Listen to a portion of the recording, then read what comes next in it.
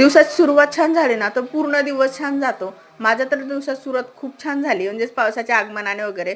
पण रात्रभर पाऊस होता, खूप मोठा वारा होता.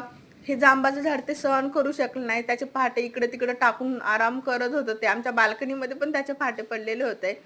आणि माझ्या खुर्चीवर वगैरे पण पाणी पडलं होतं, तर मला बाल्कनी धुवून वगैरे परत घ्यावी लागली. आणि ह्या बायकांना एवढा उल्हास आहे ना, उत्साह वगैरे, तर पावसामध्ये काम करत होत्या.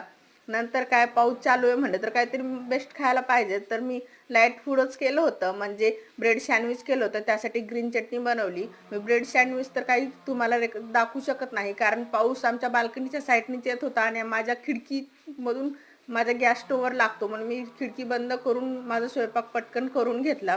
नंतर जे छोटे मोठे कामं होते ती कामं करून घेतली. दुपारी ऊन होतं बरंच, पण परत 4-5 वाजता सोसाट्याचा वारा सुरू झाला आणि आभाळ पूर्ण गच्च भरलेलं होतं, धावत होतं इकडं तिकडं. आणि लाईट तर जाणं शक्यच आहे, म्हणजे लाईट कंपल्सरी जातीच यामध्ये, कारण उन्हाळा नाही आहे तरीही पाऊस येतोय. आणि आमच्या निजामाबादमध्ये आणि पुढचे 3-4 दिवस पाऊस सांगलेला आहे. तुमच्या इकडे आलाय का पाऊस? कमेंटमध्ये सांगा. चला भेटू पुन्हा. बाय.